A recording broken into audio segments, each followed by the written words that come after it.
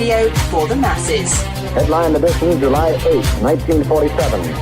The Army Air Forces has announced that a flying disc has been found and is now in the possession of the Army. If the game is rigged, change the game. Game changer. I occasionally think how quickly our differences worldwide would vanish if we were facing an alien threat from outside this world. This is Fade to Black with your host, Jimmy Church, on the Game Changer Radio Network. All right. Good evening. How you doing? How you doing? Wow. Fade to Black. Yeah, here we go. Today is Wednesday, January 14th, 2026. Yes, I'm saying 2026. I've got that all figured out. Yeah, see if I can keep this running. 2026. Let's do this, man. I'm your host, Jimmy Church. Whew, what a great week. Another great week, I should say, here on Fade to Black. Monday night, Timothy Alberino was here, Ancient Mysteries. He's absolutely one of the best. Last night, Zenka Caro was back with us, contacting ET. Very fun conversation. Tonight, Marisa Grieco is with us. We're going to be talking about hidden energy codes within ourselves. Tonight I'm going to get my learn on, and so are you. Tomorrow night, Leanne Harrison joins us, and she's a conscious consultant. Man, do I need some of that. Yeah. Man, what a great week on the show. Absolutely fantastic. I love my gig.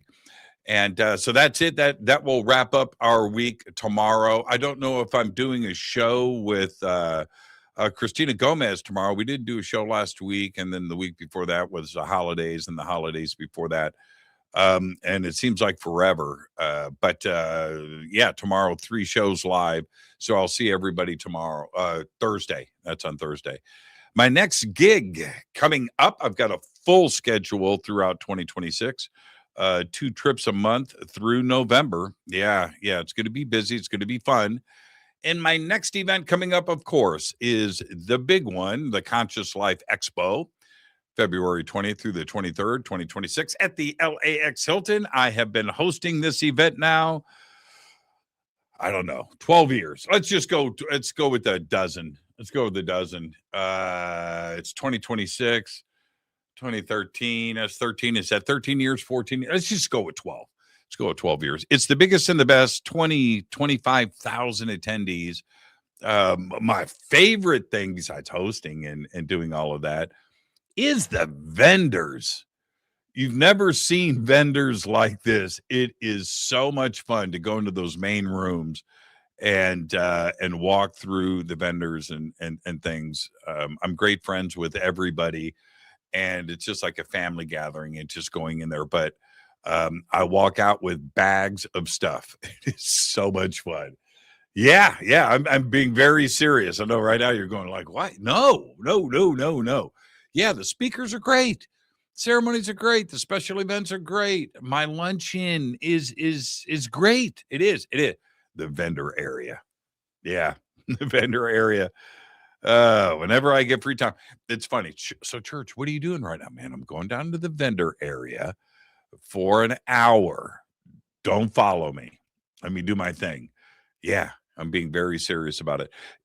Before I bring Marissa in, I do want to say something, and I get this a lot, and I do understand why. I've been very visible and out there in this community for a very long time and stuff. And people come to me like, oh, okay, so Church, what's the secret? How'd you do it? I'd like to do it. What's your secret? And inside, I know the truth, and I kind of verbalize it as much as I can going outward. You know what the secret is? Finding out about yourself. And I have friends, I've got professionals around me, like Marissa, that have helped me along the way. And once you start, and listen, you have heard me talk about this now for over 10 years, and I have go back to the earliest shows that I have done. And I have talked about what Marissa and I are going to talk about tonight way back then. And one of those things are making those changes with yourself. Only you know the truth. You've got a front. You've got a front that you're putting out there to the world, right? It's not the real you. It's not. It's not. And so if you tell yourself the truth, then you're being honest. And it's hard to get to that point, how to break bonds, habits, look at the people that are around you. But once you start doing things, you can look back 3 months later. It's not overnight, but you can look back 3 months later and go, wow, life is different. I am different. This stuff works. If you do that and keep your foot on the gas, life eventually comes to you. You're not swimming upstream. Now, I've talked about this 1,000 times, and you've heard it. Tonight, Marissa and I are going to go through all of this. I love it. I'm going to pick up some nuggets, and I'm going to help myself. So when I learn, you learn. You know the rules around here. It's time to get our education on, right? So tonight, we're going to be talking about those hidden energy codes within your energy field that influence everything about you. We're going to go through all of that, how to observe, how to make those changes, how she does it, how she learned about it. Because when you do that, things are easier and those decisions are made and they come to you. All right. She's the host of the award-winning metaphysical show, Tapping In. And we're going to talk about that science tonight. We're going to talk about spirit tonight, and we're going to talk about teaching. All of that and much more with Marisa Grieco. She's right here. Marissa, how you doing? I am so happy to be here. I'm so excited to play with you tonight. This is going to be fun. Great. It's going to be great. It's going to be great. And man, I'm getting all comfortable. Yeah. Okay. So you get the first time guest disclaimer. So let's get that out of the way so we can do the show. Okay. You have to agree. Which is this? Marissa, is just you and I sitting on my couch having a conversation as friends. Where the conversation starts, it starts. Where it ends. But we're going to end as friends. Now, you have to accept so we can move on. I accept. Oh, man, that was easy. I signed it away. Yeah. I know. Phew. Yeah, you don't look at those end user agreements, do you? No. Oh, man. I actually want to start here because my journey, it's not about me, but what I'm saying is my journey, as I have learned more and more, and I go back and I look at different people that deal with this stuff, ancient and new, right? I see it all playing out, but I was reticent.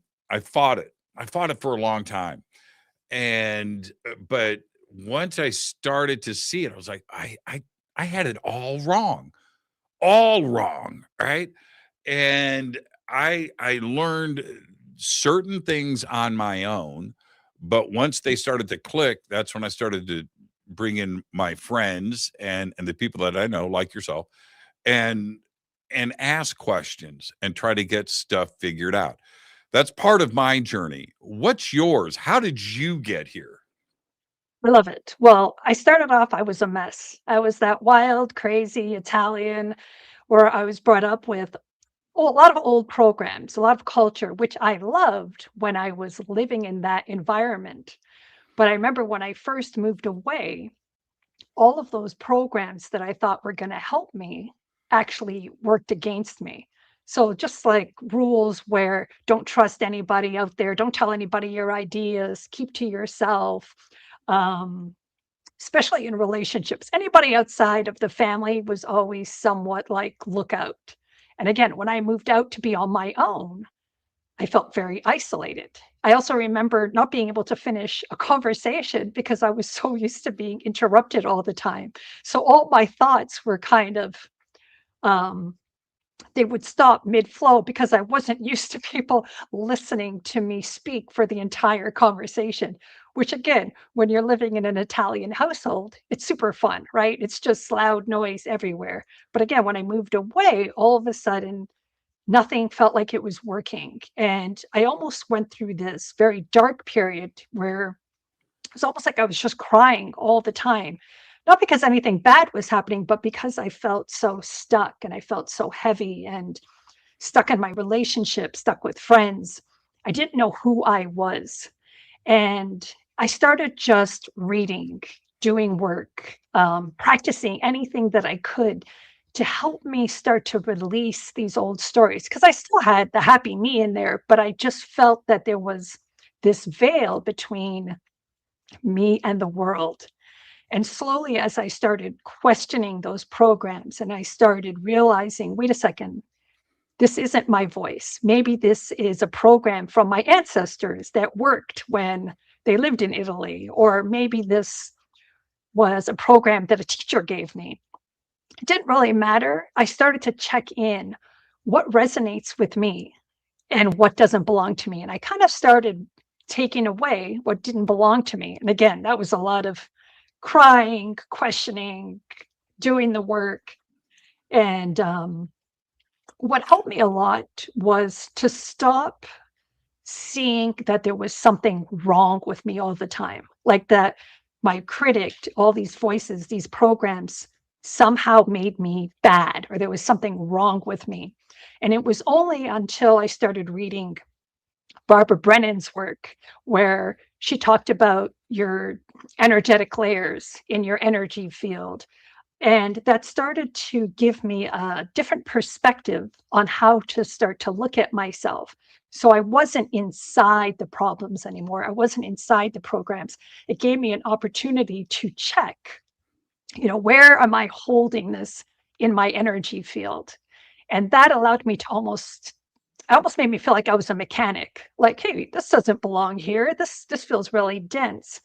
And it gave me the opportunity too, not to be so attached to it. Like, this is just an emotion. This is just a story. This is just a belief, an idea that was given to me. But now I have the opportunity to say, okay, this doesn't resonate with me anymore. I'm going to dissolve it with love, appreciate what it's taught me, and start to let it go. And the more I started doing that, I noticed I started to feel lighter. I started to feel brighter. I was starting to come back to myself. Now, again, through this process, I had to be careful not to try to help everybody around me as well, right? As soon as we start to have a little bit of clarity, we go into that mode like, let me show you, let me help you. That's a whole other story. But I really started to enjoy this work. And then the more I did it, the more downloads I was starting to get, the more epiphanies I was starting to get. And life just started to move a lot smoother. And this is, again, years and years of working through. You said something. I just want to circle back to it before we move on. Yeah. So many are chasing love and relationships, and they look at, and I get it. It's what makes the world go around. Yeah, I totally get it. But you said something interesting. You said that you were getting stuck in bad relationships. How did you manage that? And working through that helps you with everything else, right? Well, what was so amazing with that is, first of all, I had a partner that was very patient, very loving, and very grounded. So that really helped. The other thing that helped me was this was like when I was 18. So I was modeling. So I was traveling a lot. And what I noticed was when my partner wasn't there, the program was still there. I could put myself in a situation where I'd say, oh, okay, so what if he was with me right now? I was really jealous. I was like a jealous girl. So I'd be like, what if he was with me right now and he started talking to this girl, or, he was treating this girl a certain way? How would you feel? And again, I was like, I'd feel all this rage come up inside of me. And I thought, okay, this is your story. This has nothing to do with him. So sometimes having that space in a relationship where you can reflect and say, this could be anybody. This is just a puppet, right? And I'm going to react the same way because my belief system says that you're with somebody, they're going to cheat on you.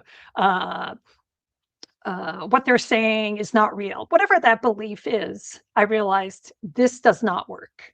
So I had to change those beliefs. I had to get rid of them. And then I started to focus on myself. Actually, one thing that I do is I reflected on what does my inner male energy look like? And when I Mm. reflected on that, I noticed that my inner male was like a little Joe Pesci. He was a horrible, if he was a boyfriend, if I was a boyfriend, I'd be terrible, right? Like I was just like, well, Joe Pesci, I don't have to go into him. I'd Wow. be like, man, no, Really? horrible. Oh, So then right. I had to upgrade what my inner male energy looked like. If I wanted to attract and be in a relationship and see the good in my partner, I had to upgrade that male version that's inside of me. So I kind of removed the Joe Pesci energy with big kisses, wished him Yes. luck.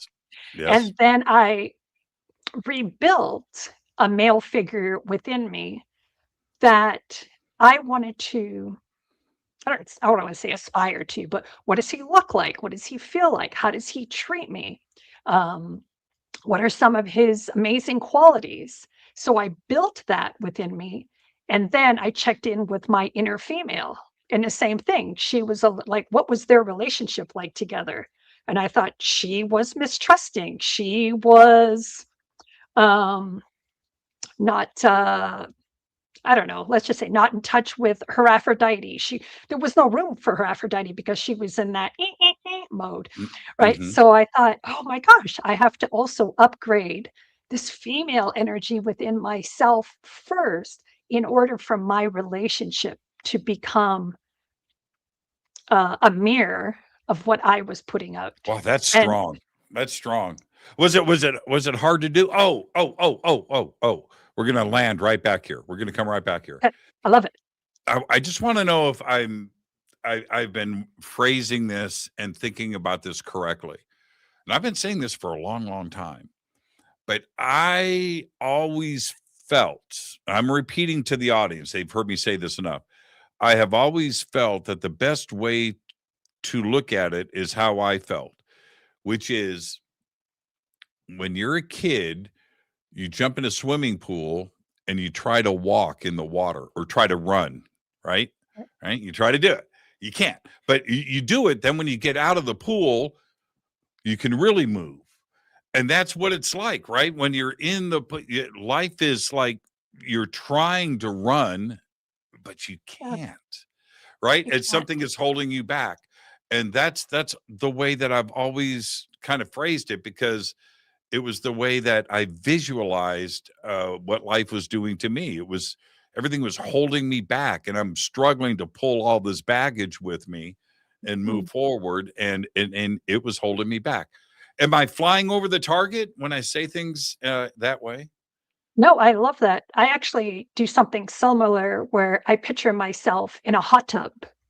And I think of the hot tub being my energy field, and I control the temperature of the water. So if you want your energy field to feel like frisky and fun and alive, that's you setting your own temperature.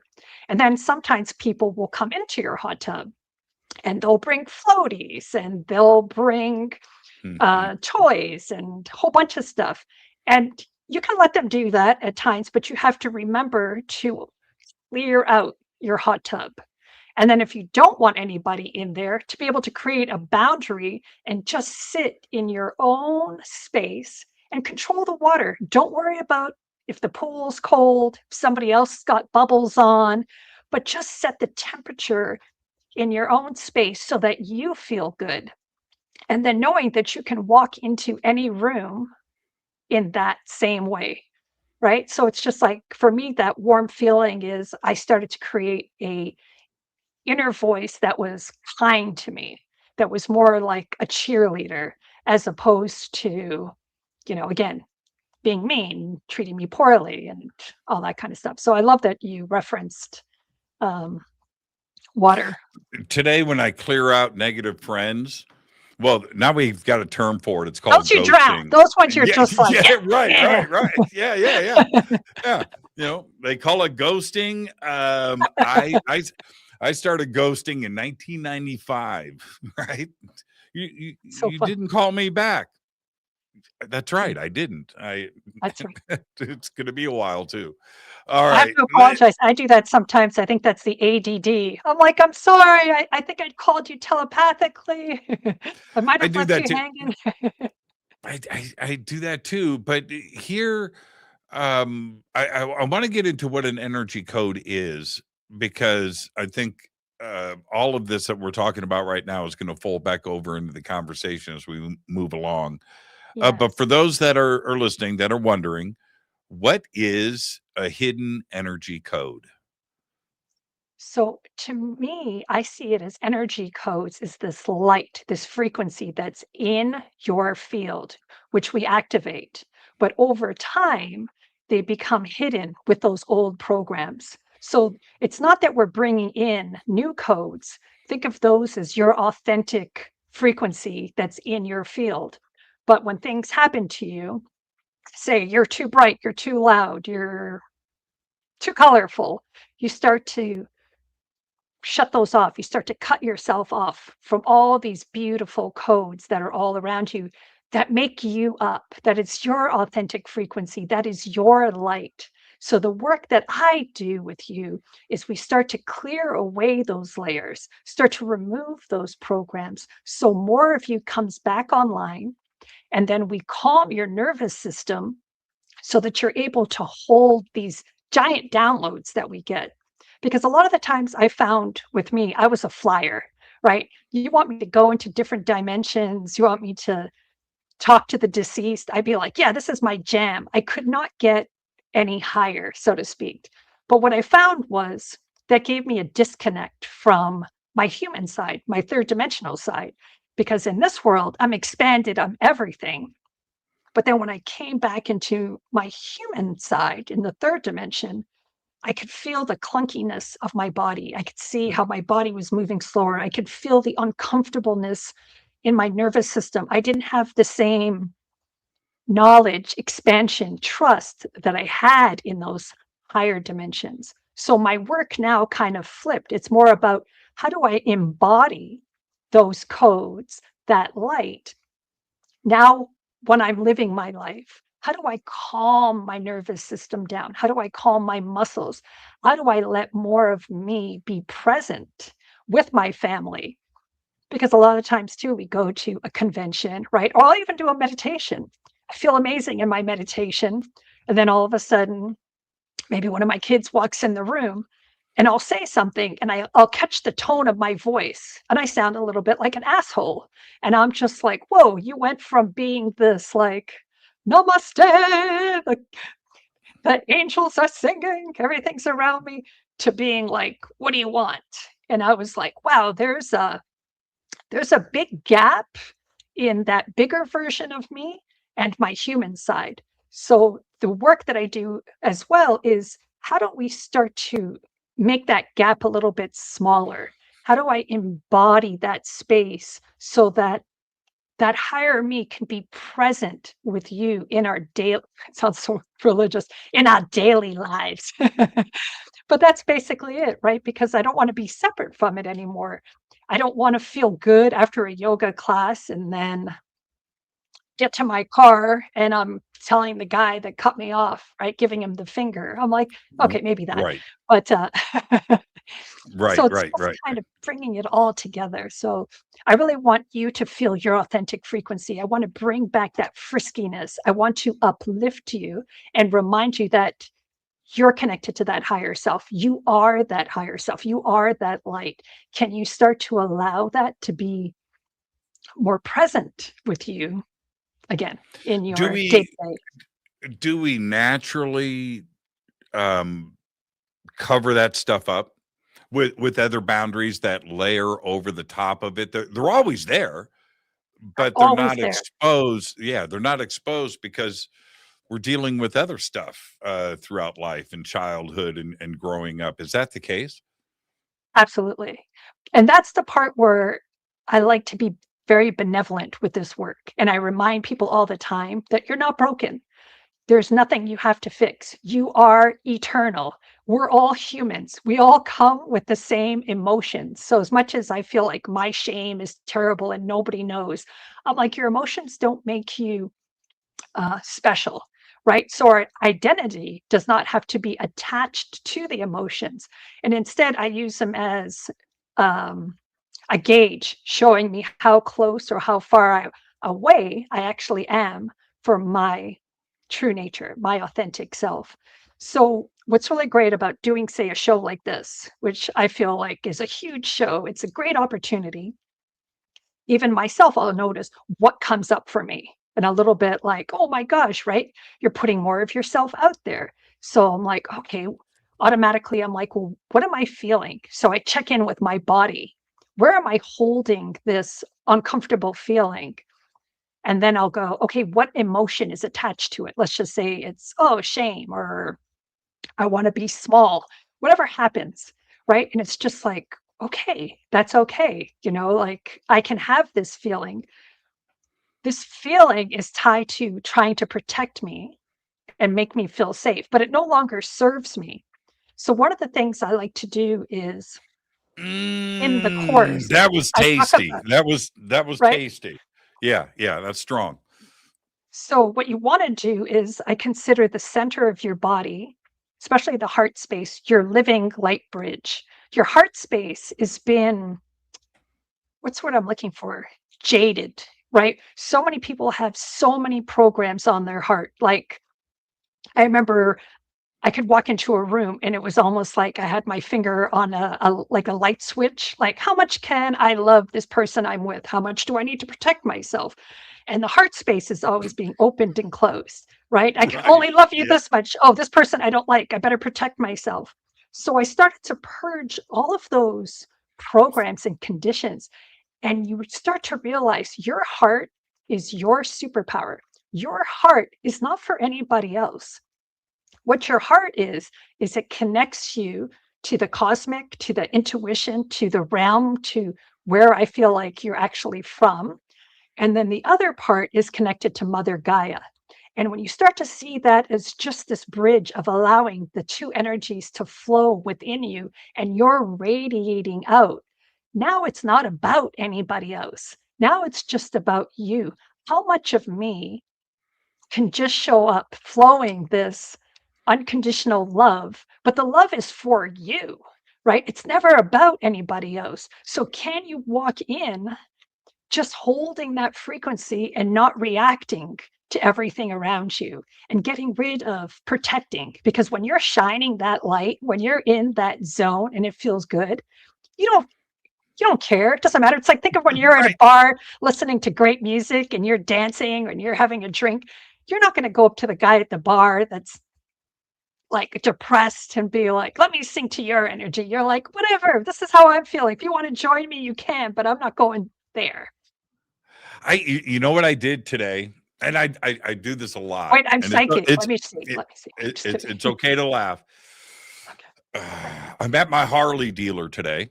I Awesome. walk in, got my gear on, my leathers, right, my boots, and I just walk in.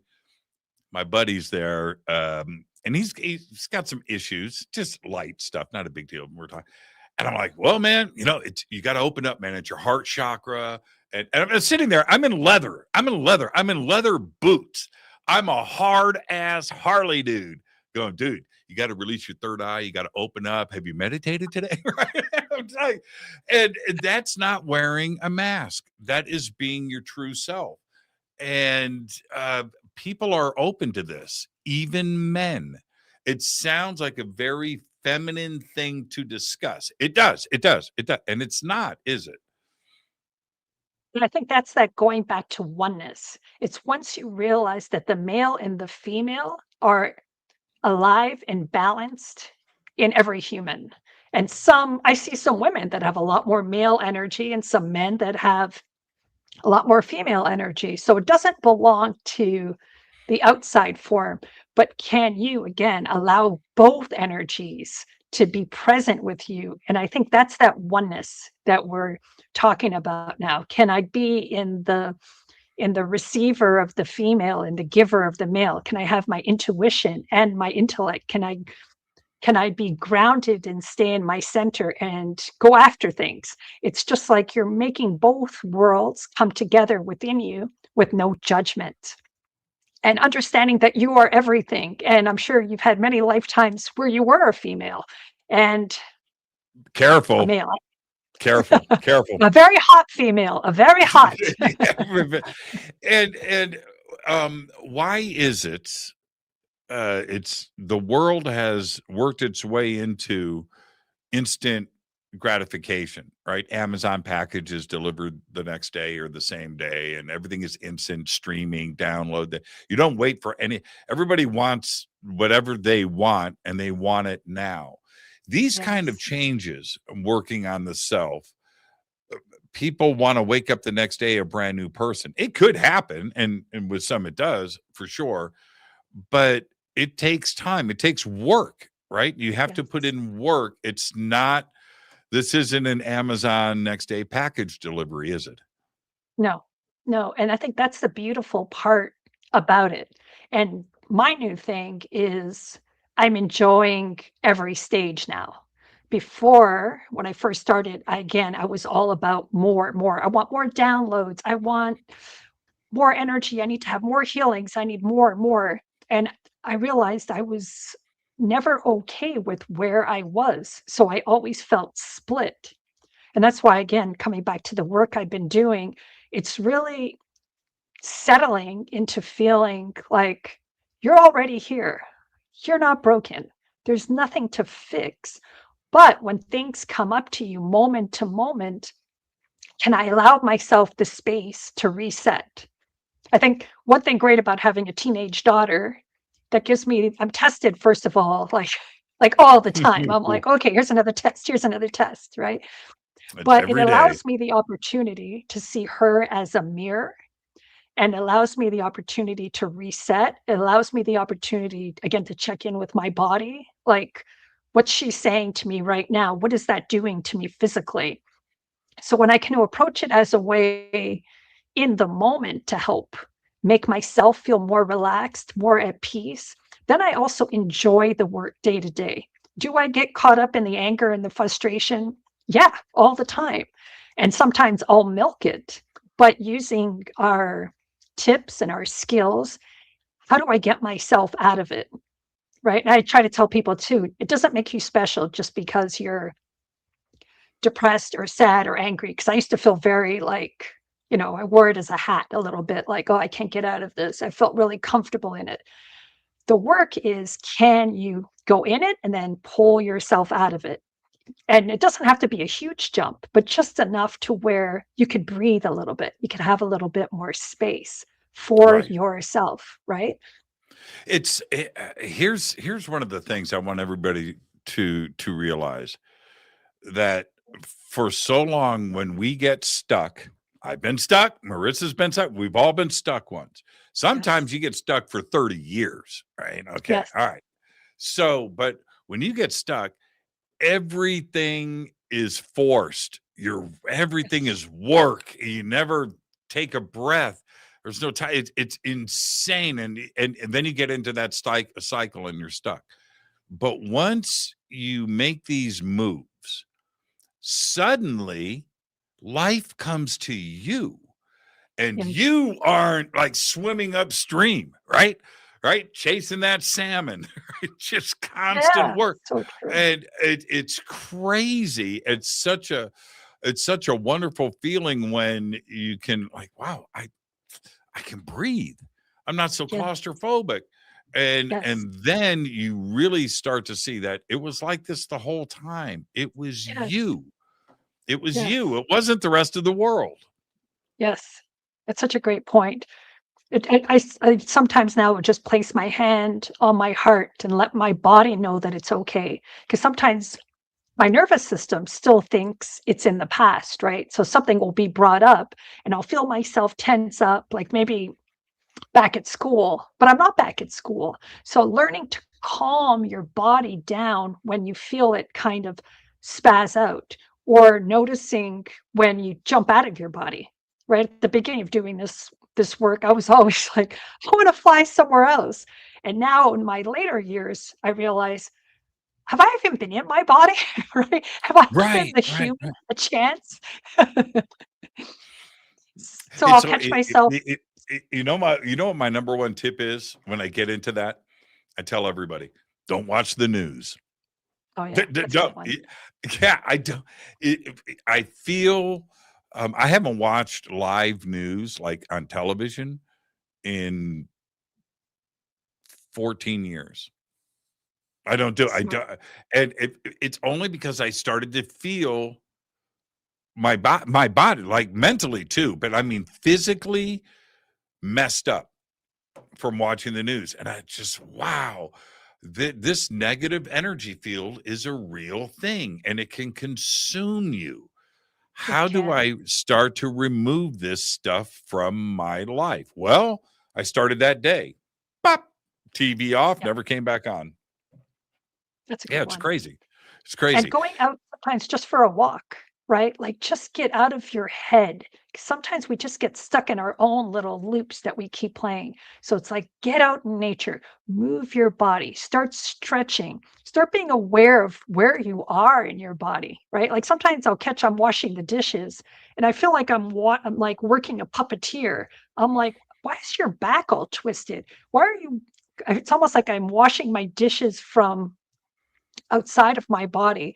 And I'm like, no, get into your body and then start to allow that calmness. Like, and you're talking about that loving feeling, that relaxed state to be with you more in your daily routine, right? It doesn't have Y- to be these huge, big steps, little No, things. no, Can I be more just as present? right, just as long as you're aware. It does. You don't have to. It's not a marathon. I mean, it's it's not a. You know what I mean? It's not a. Yes. It is a marathon. It's not some quick thing. But there's something else that I do every day. Remember, I do this wearing leather pants and a black leather jacket. Okay, but I I love wake up in the morning. The first thing I do when I wake up. This is not a joke or for fun or anything. This is literally what I do. I get up barefoot. I've been grounding all night, and I go, "Thank you, universe. Thank you. Just thank you for everything. Thank you. I recognize." And then I start my day. That's the first thing I do when I get out of bed. You know, the last thing I do before I crawl into bed? Thank you, universe. I have a Thank couple you. ideas. I'm just kidding. Yeah, right. But it's only because it's not you against the world, and I Right. don't play the victim at all. I've tapped out and I recognize that there are other powers and consciousness and energies out there. It's not just Yes. me and my messed up self. And Yes. I do it every single day. That's so good Sometimes I'll because do you're it. automatically setting your temperature, your vibration at a higher frequency, which is incredible. And then if you can kind of milk it as far as you can, like I'll try to see how long I can stay in that same space. Again, but I make it a game, right? And sometimes even with my kids, I'll be like, let's time it. See how long you could just feel happy because we could automatically see something and drop down, which is natural. So it's not suppressing or anything like that, but it's just like, how long can I keep this momentum of seeing little things that I appreciate, little things that make me happy? And starting really simple too. Like, I'm so grateful that I have a blanket. I'm so grateful that this Right. pillow is Yes. so comfortable, right? I have a Yes. roof over my head, like all the little, I have running water. It doesn't have to, years, hundreds of years ago, we didn't have any of that. Like, if you No, had water, you have running water? right? Wow. Temperature, I could take a hot shower. Who am Yeah. I? You're half of the world is behind you on this, right? You've won if you've got running water. Now, this is a real thing.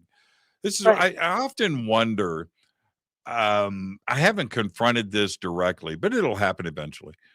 I haven't had somebody like follow me all day long to see what my habits are.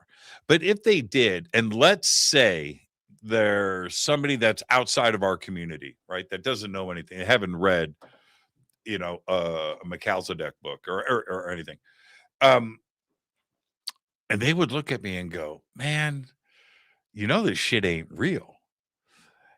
My And the response cotton would is leather be, pants. I'm just kidding. right. My response is, that's your problem right there, right? The negative thing that you're saying right there, that's your life.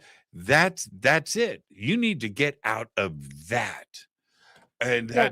it's going to happen eventually where I can point back directly at somebody and say, see that negative thought that you have? That's your bubble. That's your bubble. Yes. That's what you got to start with first. How, Yes. when people come to you, what is there a typical thing that they want to work on? It's always different. It's sometimes there's really sweet girls that are attracting narcissists, and they can't understand why. That's something that comes up a lot. Um, Somebody that's trying to have a breakthrough for what is that next thing that they're going to do in their life. And what I love about all of the work is just seeing the person connect back to themselves. Like that's the main thing. You see somebody that's so fragmented most of the time because they're so worried about everything outside of them. And the work is basically just realign your energy field. Start to feel that flow going inside your body, and everything else starts to fall away because you're not playing that same program. You're not playing those same limitation stories. So I really see it doesn't really matter what somebody comes in with, it's slightly different. But when you can return back to you, everything just starts to become so clear. And you also need less from anybody or anything because you feel so whole. So I see these people that all of a sudden they're attracting whatever it is that they wanted because now they feel like they're worthy of it, And right? it's Like, real. See, this is this is what is so important, that I know, and you know this. There are people out there that go, nah, I ain't buying it. This is real. This is yes, as real as anything else. absolutely. And I validate those people too.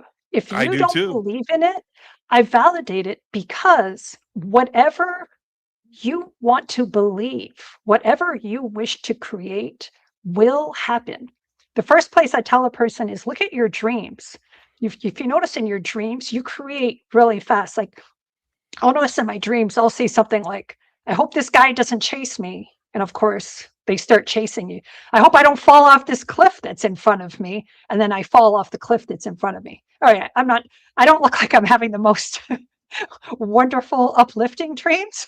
But my point is, whatever you believe, you're going to see in your life. And that's why my job, or where I want to guide you is to become aware of that. So if you don't like what you're seeing, what are you telling yourself constantly? If you don't believe love is real, yeah, love is not real for you. You're never going to find it because it could be staring at you in the face and you're going to repel it. If you believe there's no magic and you're cut off from the higher frequencies, that's going to be true too. Like I can really see when I'm deep in the third dimension and I'm in those old programs because even myself that have experienced those higher worlds, when I'm in that doubting mode, I'm cut off from that frequency. So it doesn't exist for me. It's only when I open up to it, it's only when I start to feel it does it remind me like, yes. And it's an experience I have. It's not my thoughts. If it was my thoughts that were in charge, I wouldn't trust or believe anything. And that's why I feel like this work is so important You because and the me both, thoughts and sister. beliefs. You and me. You know what um I know the audience that was listening to the show last night, watching the show last night, is getting a little taste of deja vu, because last night we talked about, and I said nearly word for word what you just said a couple of minutes ago. Very strange. And what I said last night on the show, and it sounded like it was it came from an ego place and it came from a narcissistic type of place, but it didn't. What I said last night, and taken the wrong way, it sounds, it sounds really bad, but I said, I wake up in the morning and I do only that makes me happy. And I do that Mm. all day long, period. Now, taken out of context, somebody's going to listen to that and it sounds like I'm bragging or being flamboyant. That's not at all No, what I'm saying. What no. I am saying is you have choices throughout the day. I have built a life around me. I have learned things, and I just don't do negative. I only Yes. do the stuff that I want to do. And that it changes me. It has changed me. That's And I amazing. want everybody else to get into that frame of mind. Just wake up and pick a day and just do you all day Yes. long, all day long. Yes. And then do it 2 days in a row. Do it 3 days in a row. All right? It's I find amazing how different you can be. I love that because I find that when I do that, then it's so clear to you when something doesn't resonate, right? When you allow your energy to feel clean and positive, if somebody asks you to do something or you have to go somewhere or whatever it is, you're around somebody else that steps into your space that you don't like, you just feel it instantly. And then what's great is you can get the information like and then learn to just take it out of your energy field. So even when you are around somebody that doesn't resonate with you, you don't have to isolate yourself, but you just start to almost like do tai chi with the energy. Like, oh, this person's having a really rough day today. I see that. I feel that. That's theirs. I send them love and peace, but I no longer have to carry it, especially with a lot of empaths out there, right? They walk into a room. And again, I want to say years ago, it felt amazing to say, I feel what everybody else is feeling in the room. I'm crying because that person's crying. And now I'm depressed. And they wear it again. And I'm not making fun of you. I was one of those people. It's like, but you wear it like a ribbon. Now the work is I could feel it, I can see it, but it's not mine. And you could still keep your energy codes lit up and you don't have to match what's around you. And you start to create that. And what I love about what you said too is you're no longer reacting to your life. You're no longer waiting for other people to tell you who you are, how you should feel, what's going to be happening. You're writing your own script. And that's the first step, again, with all of this work. What do I want to experience today? I'm not saying it's going to actually happen, but I have an idea. And one thing I try to teach my kids too is there is no real wrong decision, right? Like, should I go this way? Should I do this? Should I do that? If you can't control that, you can't control how you're going to feel. And that's really the important thing. What am I getting out of this? What am I learning from this? And take that with you. That way, it's always a win. Because I know I'm going off topic, but it's just like we can have No, such you're critical spot thought, on. You're not off right? topic at all. You're spot on. And here's the thing though with that, and especially going back to your kids, one of the oldest things that we can repeat throughout history is this: bees are attracted to honey, damn it. And if you glow on the inside and you're cool and you working on yourself, people want to be around that. Life wants to be around that. And so Yes. when I say life comes to you, it's because bees are attracted to honey. Yeah. And if you're glowing on the inside, you're glowing on the outside right now. I imagine you just walk down the hallway looking like you do right now. You don't have any issues with the There's glow. Yeah, right, right. But it's really, really, really true that Mm. people want to be around people that are happy. Yes. People that play the victim card, which is like everybody that I know, right? Yeah. People that play the victim card, nobody wants to hang out with you. Right. Nobody. Right. And I'm not wrong, am I? How No, important is it to take that victim card and rip it up? it depends how strong you're identified with it. And again, the energy codes that are in your body, the stories that you're telling yourself are keeping you so wrapped up in that loop because you have the emotion, right? Which is connected to the thoughts, and then the emotion and the thoughts in your body. So that momentum is spinning so, well, it's actually spinning slow, but so much of it constantly that it's really hard because you can't see past it. That's why I try to encourage you to start with little things, like, so you can at least start to get out of that mindset.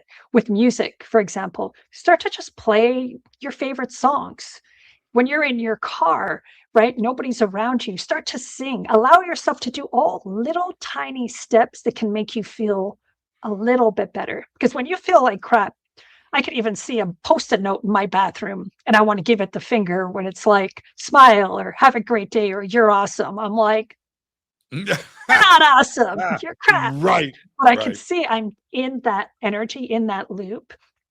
And that's the work for all of us. We don't always sustain that high frequency, but with this work is we want to allow our energy field, the light structure around us, to be able to hold more of your light. So that way, this becomes your new base. Your new base is always expanding. So now sometimes when I want to, get depressed or get mad, I can do it, but I find my bounce back is a lot faster. Before it might have been weeks or months. Now it may be 20 minutes, 10 minutes. So it's just being benevolent with yourself. We all have these emotions. So none of this work is about sustaining that cha cha cha frequency, but can I return back to it, right? Moment to moment, reset. Can we stay right here for a second? Yeah, please. Those old programs, and maybe we should clear out some definitions of what we're actually talking about for those that may not understand. But Yes. for those old programs that have been running since childhood, right? And Yes.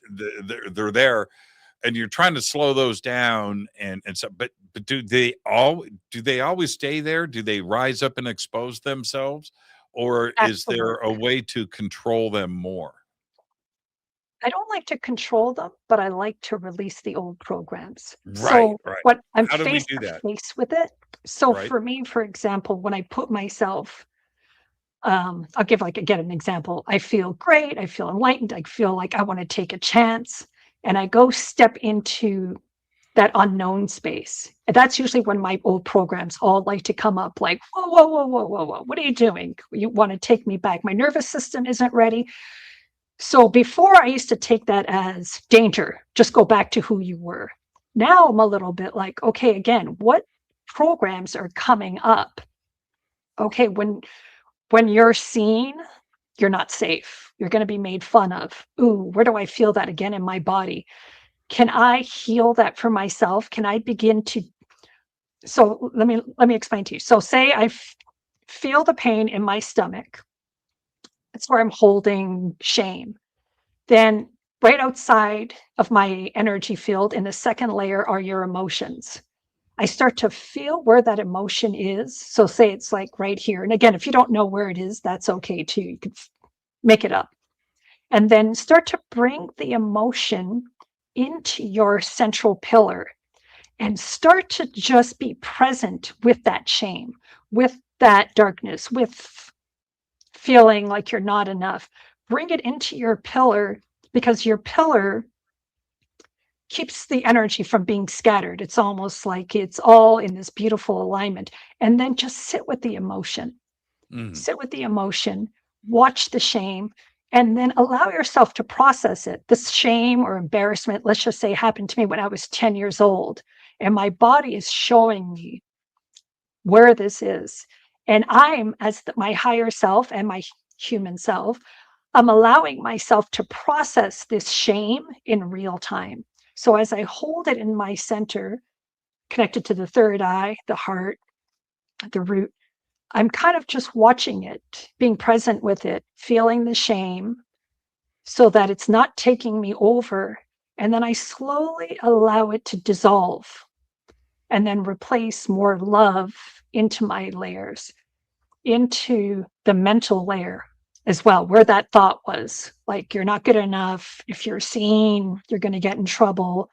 Going into the emotional layer, Right, right, right? right, So you're just right. kind of letting it all flow in, holding it, and then releasing it. So you're almost like it's not like I'm suppressing it. It's not like I need to run away from it. It's not like I need to hide from it. It's just something that needs to be seen and needs to be let go of. And then I started to really create an inner voice that's more like my cheerleader, like, good job, or you could do it. Like, I love this about you. You're getting brighter and brighter each day. The more light you let in, the more of your authentic self you're letting in. Your avatar, this human suit, is a robot. It came with a lot of these programs too, things you wanted to experience while having your human experience. So you want to experience them, heal them, and then let them go. You don't want to keep watching the same show over and over again. So I kind of look at it that way. Like, I want to place a new program, a new belief in replacing this one. Like, no, it's okay for me to be seen. Why? Because I love myself regardless of what I look like, regardless of what people think of me. And that starts to give me this little like joy. Like, I can always come home to myself, to a best friend that's going to be like, good job, as opposed to before, where it was just like, why did you say that? Why did you do that? I can't believe. Blah, blah, blah, blah. And I felt like those programs were, not only did I get hurt from the initial shame, now I'm getting beaten up because I'm trying to get rid of it, or I'm trying to move forward. So it just kind of feels even more compounded, so to speak. So that victim energy, that's where we really get stuck in, because you try to move forward, but if your voice is constantly telling you you're not good enough, or you can't do it, or why are you doing it, nobody likes you, you have to start peeling that away, because that's not true. That's just a recording. And sometimes, it's not even your voice. You may be hearing another entity, another being that's by you, that's feeding you this information. So there's all this stuff that you're wanting to clear. That's so interesting. And before we head to the break, I'm going to make this really quick. Yeah. Does our body, ourself, our whatever, us inside, Yeah. do we have, as children, like a built-in defense mechanism that buries this, that saves us from mental breakdown and trauma as a child? And it's buried, but it's still there. It Yes. is, and as we grow up, the body, the brain, whatever, Yes. has suppressed it and protected us from that. But that doesn't mean that Yes. it's gone, does it? Your body remembers it. Right. And that's why I go back to, where are you feeling it in your body the minute something triggers you? Because that way it also takes your attention away. Instead of us going, oh, here I go again. This guy's triggering me. I thought I dealt with this shit again. Or, oh, I'm about to play that old story. It's in those moments where you pause and you bring the awareness back to you, and you see them as a mirror, and almost like, well, what is this teaching me right now? And that helps me to go, oh, again, I feel really, my jaw's tensing up. I feel my body shrinking. Okay, right? I notice all of that. And then I start to feel the feelings coming up. Now, maybe you can't do it when you're in front of somebody, but at least you could start to relax the body a little bit. Like, I'll even say to my body, like, it's okay. Almost like it is that little kid. Like, Right. it's okay. Like, and you're not doing anything wrong. I know some emotions are super hard, but when we don't become so identified with it, and just think of it as keys on a piano, if somebody plays certain keys on a piano, like really loud, it's going to make me cringe. But what's beautiful about that, it's showing me what doesn't resonate with me. So I approach it again with giving it love. Like, you're safe. You're safe because I'm bringing in that light. That light is my higher self. That light is source. That light is unconditional love. And like you said, when you start your day with that energy coming in, you're basically saying, hey, Jimmy, I'm bringing in that higher part of me that is a manifester, that is a creator, the part of me that came here to make a change. That's who's going to be present right now, not the human side of me, which runs on autopilot, that of course feels like nothing. Of course, it's running on old personalities that make you up. You start to allow that bigger part of you, that awareness part of you, start to run the show. And then it's so much easier to catch it, isn't it? I catch It myself like, is. You're a smart one, Marissa Grieco. Stay right there. Let's yeah. Let's take our break right here. Our guest tonight, Marissa Grieco, and we're talking about those hidden energy codes that you've got that we're going to help you tap into. It's time to change your life. This is Fade to Black. Marissa, you stay right there. I'm your host, Jimmy Church. We'll be right back after this short break. Stay with us.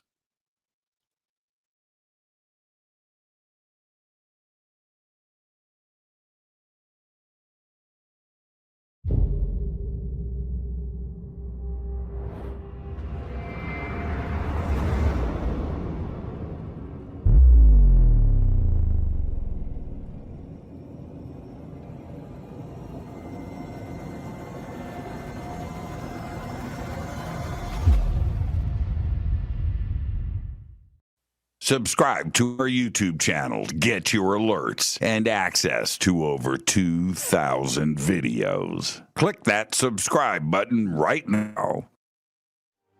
Go to jimmychurchradio.com and get the Fade to Black official podcast. 2,000 episodes, all of them commercial free for just $2 a month. I am hosting, speaking, and presenting once again for the Conscious Life Expo, the largest conference of its type in the world. February 20th through the 23rd, 2026 at the LAX Hilton. Speakers, event, and schedule easy. Just visit consciouslifeexpo.com.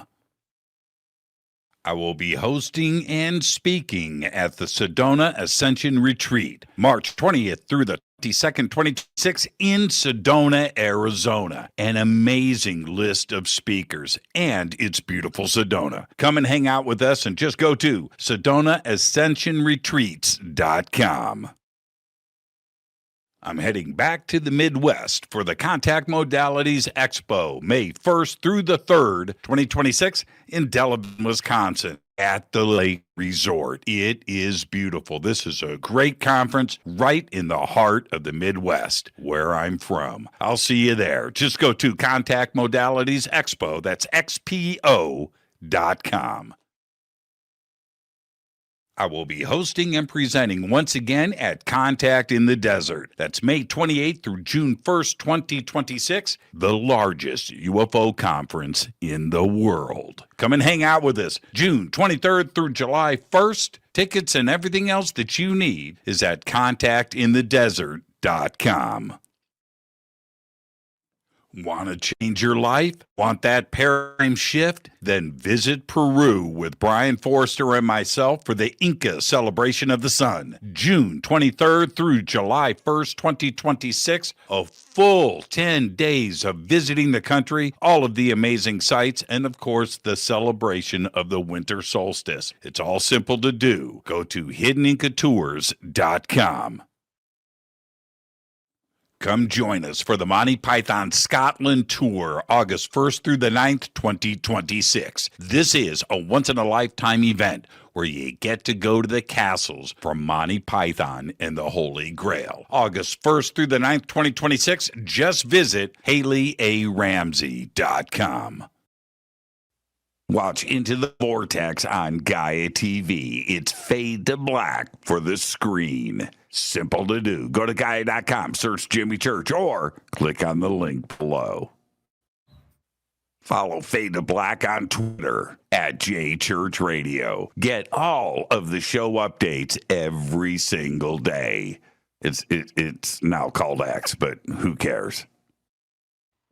Go to jimmychurchradio.com and become a Fadernaut. Get a membership. That's right. Everything is commercial free. You have access to downloads, and you get to call yourself a Fadernaut.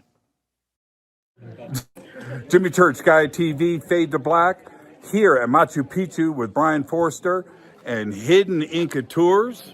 Amazing tour so far, Brian, but we're here to announce what we're going to do next year in 2026. What's going on? Okay, November 2026, we're going to have our major tour of Peru and Bolivia, either a pre or post tour of Paracas and Nazca on the coast. And then after that, 6 days in Easter Island. Bucket list, Easter Island. Come join Brian and I, this amazing team here at Hidden Inca Tours for Peru, Bolivia, and Easter Island. Signing out. Say goodbye, Brian. Bye, gang.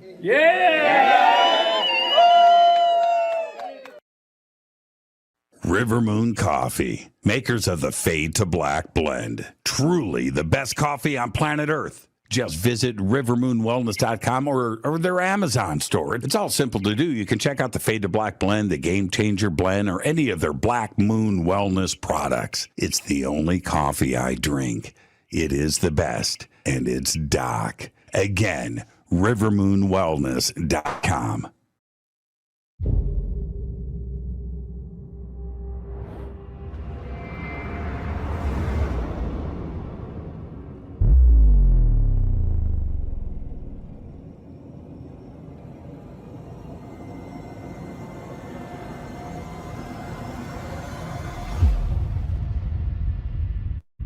All right. Welcome back. Fade to Black. I am your host, Jimmy Church, tonight. Marisa Grieco is with us.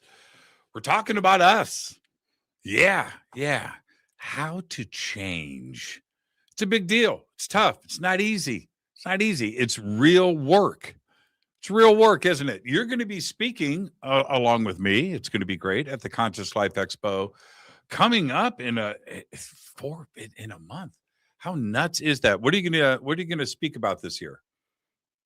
I'm going to talk about unlocking the hidden energy codes. So I'm so excited about that. But talking about activations, talking about embodying, how to embody your energy, how to calm your nervous system. Because as we do more of that, you're going to start to get those downloads and start to have really great psychic experiences that are contained. So they're not as fragmented anymore, but you're solid in your center, in your body. It's going to be so exciting. I cannot wait. It's going to be great. It's going to be great. I get to hang out with you. It's going to be a lot of fun. I know.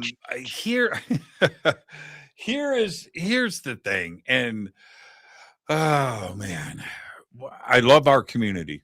I do. I love our community. And they have embraced me. And I say this very humbly. They accept that I am me. I don't wear a mask. I'm too old to care if somebody cares about me. Right? I don't do it. And that's one of the things that I love about this community is all communication is open. But there's a few things that even this community gets wrong sometimes. And I say this again out of love and respect, but they use words and terms too freely sometimes with the best of intention. And one of the things, and I love it when people say, because I listen to see if they is chakras.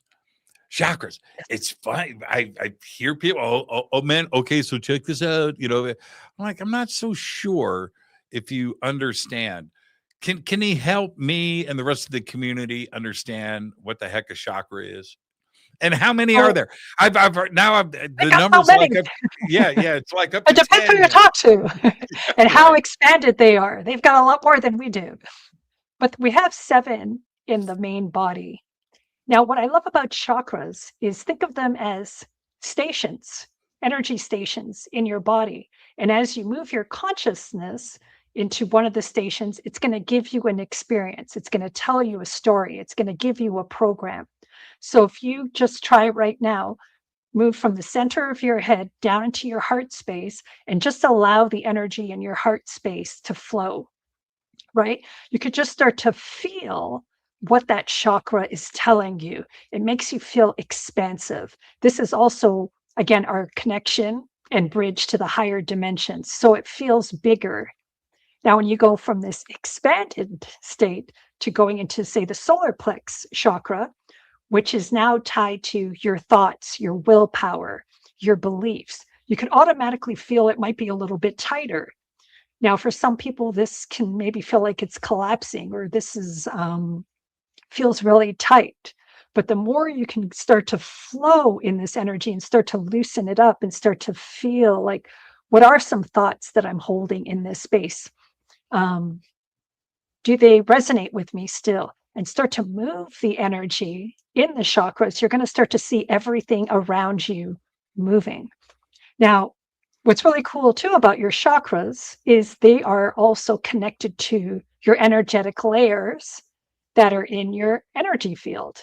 So your emotional layer, which is your sacral chakra, is tied to your Aphrodite. It's tied to your creativity, right? You come further down, you even see people when they're dancing. It's like you can feel the creative energy here. Now, if I go out into your energy field, this is also where all your emotions are. So can you see that it's just colors flowing around you and getting more playful with the energy in this layer of your body? And what I love about chakras is it gives you a new awareness. So you're not so tied to this is just me and my human body, but it starts you to explore the different frequencies, the different energy, the different messages that are within your body.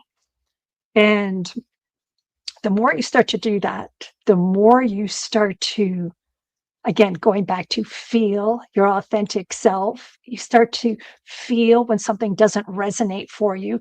You'll start to check in like your throat chakra. When I look at you, or you can see you're always speaking freely, you speak your truth, you're living your life path. So your chakra is wide open. Now, if you maybe were to approach somebody that is not speaking their truth, somebody that's always holding back their words, when you're next to them, you may get a tension in your throat. You may feel like your throat's shutting down. You may actually start coughing when you're around them because your chakras also pick up information with the people around you. So not only is your chakras giving you information about yourself, your chakras are also giving you information about what it's picking up around you. So again, if you start to use it more as an instrument, an energy tool, then it becomes more fun. And again, it goes back into what you believe. How far do you want to go into it? The latest thing I've been doing, or the latest download that I've gotten, is I always used to see the chakras as just being forward and back, the energy flowing, your feelings, and the back is more like your intentions, what you're going to do in the world. Lately, they've now been going to the side, almost like building this light structure around me off of my chakras. So it's bringing in the female energy and the male energy also within the chakra. And it's creating, tell me if I start to get too off topic. No, but it's don't stop. this, Do not okay, stop. Okay. Okay, it's creating this lattice that I noticed around me, where all of a sudden each chakra now isn't just this energy point, but it's actually this world that it's creating within my field, and it's expanding in front of me and behind me. And as it's been doing that, I've been filling more room, and it's been allowing, instead of just the energy going up and down, like when you first start, it's all about, we talk about the bridge, the energy is going up and down. Once that becomes stable, you're going to want to expand outwards, because now your energy field is starting to get contained. Now everything is flowing and it's giving you messages, and you're starting to feel stronger. You're starting to trust it. It's almost like you're swimming in your own field. Right. And all of a sudden you start to look at these centers, again, giving you information to help you in your life, right? I'm around somebody and all of a sudden I feel my heart chakra just shut down. Oh, interesting. It could be this person isn't loving themselves. Doesn't necessarily mean they're a bad person, but just gives me information, and then I let it go. It's always flowing. So just using this as another tool in your mystical handbag, right? These things are all here. They're in place whether you believe them or not, right? But if you can use them to your benefit, it just makes your life so much more colorful. And then everybody loves to manifest, right? Everybody's always talking about manifesting. Well, start using your chakras to help you, right? You have this great idea. You brings it into your crown chakra. You can see it in your third eye. You start to feel it into your heart. And now it's got to go down because you want to manifest it into the physical world. So you're giving birth to your idea, and then you trust that now is going to happen for you because you're the creator of your reality.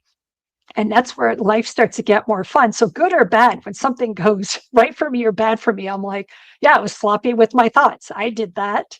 That's okay. Right. So I love seeing all the different dimensions that we're made of. But you can only start to do that when you feel safe, when your nervous system feels secure, Right. allowing you to be able to open up and experience them all. It's just as real as the car that you drove today. It's Yes. just as real as that. I can't be any more clear. Let me ask you a couple of things. And I don't want to sound like some dude from the 50s. I don't want to sound like that. I don't want to sound like, but With an accent. um, I don't know. yeah, right. Women understand this better than men. They they just do. I'm not planting a flag here, right? This is as old as the hills. But when you like, for instance, at the Conscious Life Expo, is your audience 50-50, or is it more women than men? And are men just as receptive, in your opinion, to this?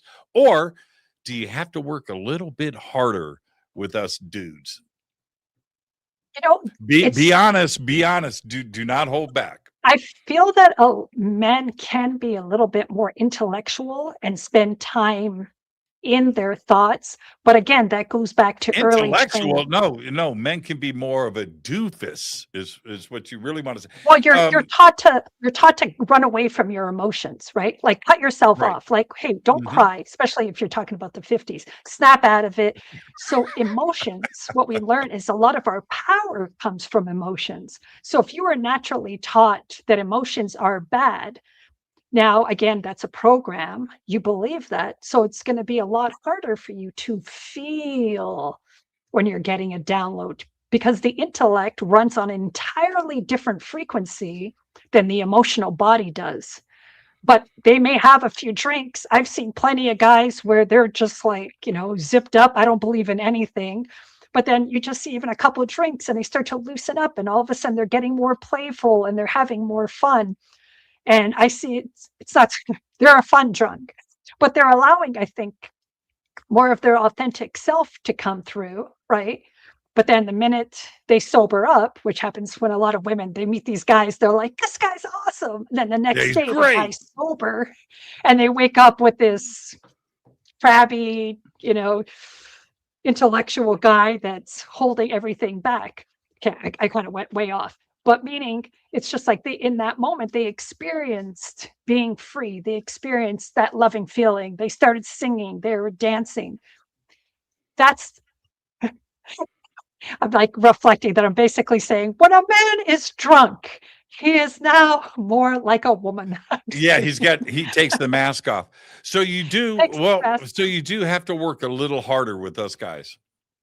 a little bit harder, but usually I honestly stop working with anybody that's not ready yet.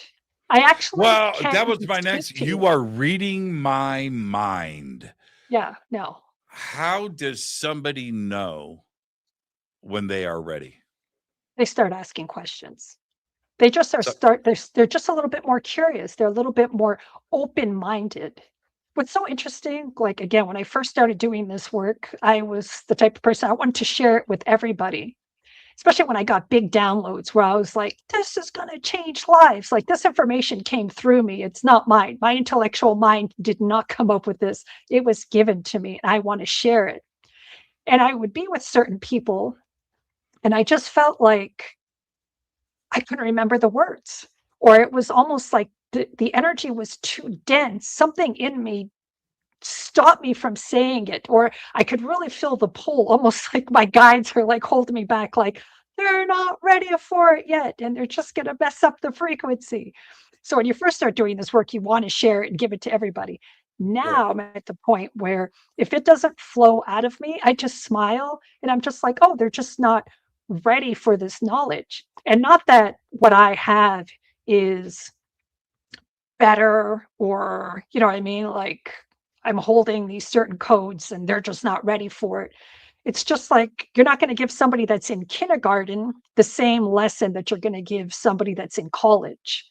So you just start to smile and just go. And also, not everybody's here to have an awakening. Not everybody here wants to experience that higher realm. Some people, I believe, chose here to just be in the density. Maybe they wanted to experience it. Maybe they come from a different planet and just being in certain emotions is fun for them. So I also take away the pressure of me thinking I have to convince you, because you have those conversations when somebody's ready, you're getting downloads left and right, and it feels so good in your body, and they're taking it in, and you don't even have to say anything. You're just like, yeah, oh, yeah, you feel that too? Oh, you get it? Oh. And those are the best because everybody's ready to hear that information. Because I don't need to convince you. You're dialed into the same frequency that I am. Like, how many times have you woken up in the morning after you've done your Thing. gratitude exercise, and maybe you go check YouTube, or maybe you go on Instagram or whatever it is, and that same download that you got, all of a sudden I'll start to see that's the rhythm of the day. That's the post of the day. Everybody now is talking about the gap, right? Like my husband makes jokes because every day I have a new epiphany. He's like, stick to your one thought. And I'm just like, no, you don't understand. This is a new thing. This work is always growing and changing, and it's faster than I can even hold it, right? It's like it's changing so fast, but you start to see how, okay, sorry, I lost it. My ADD No, mind no. just went off.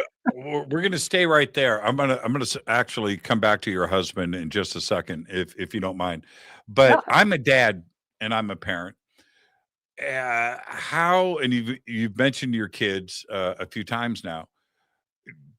Do they talk to you about this, or have you spoken to them? How do you handle that as a parent?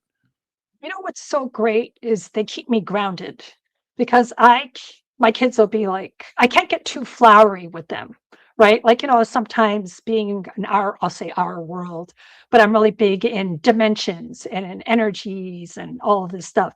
And they're like, what are you saying? Like, it teaches me that I have to translate it so that they actually understand it. Sometimes I get the like, stop, but other times I help them to see and reflect, right? Like how this work has helped me. One thing that happened I thought was kind Do of they know wild. what do they know what you do really? Do they understand? Your Yeah, they kid? love it. They love it. They At do? times, when I hear them talking to their friends or I see them doing it in their life, then I'm like, "Oh, they are listening," because I nonstop talk about it. That makes me very happy when I see them put it to work, where I see them make the shifts, right, in their own life. That's where I'm as a parent, you're like, "Is this getting through to you?" Right? So when I Yeah, see but them doing it. here's my daughter was kind of the opposite. Um, I have 2. I have a stepdaughter, and then Nicole.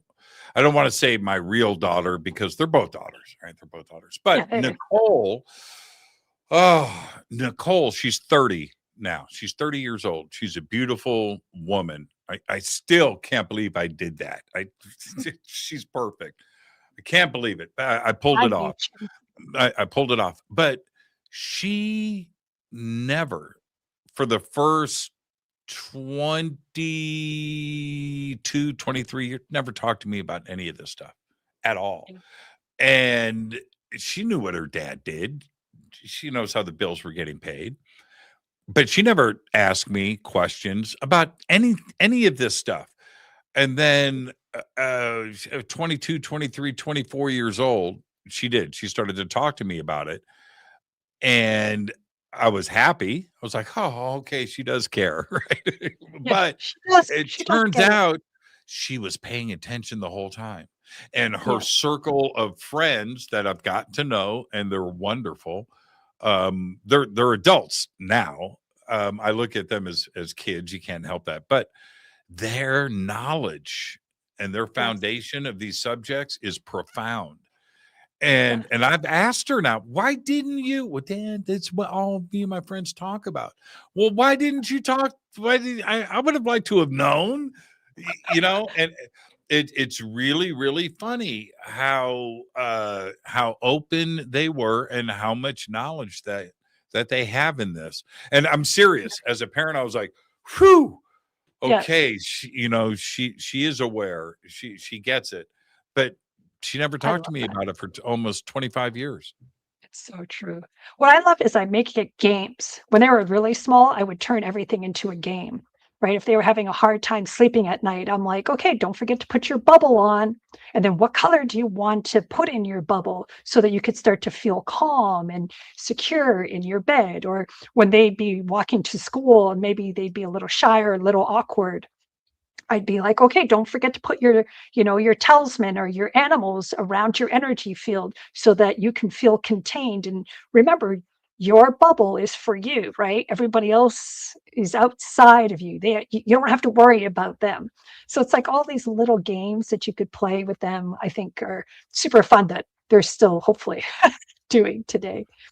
Um, Yeah, I guess I love that too, by the way. I guess what I'm saying as a parent yes. that I I left her to her own devices in that I didn't want to push anything on her.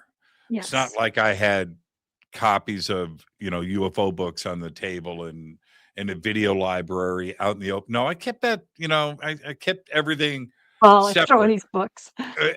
And it just turns out that I have been able to relax because this generation of hers and below, I feel pretty confident in. I was a little bit nervous about it, but no, I think that the world is in good hands with the children that we have right now. They get it. They embrace consciousness. They embrace the universe. They do geopolitics and politics like the rest Yeah. of us, and talk about religion and all of those things as they should. But they're they're connected to the universe in a way that we probably were not when we were kids.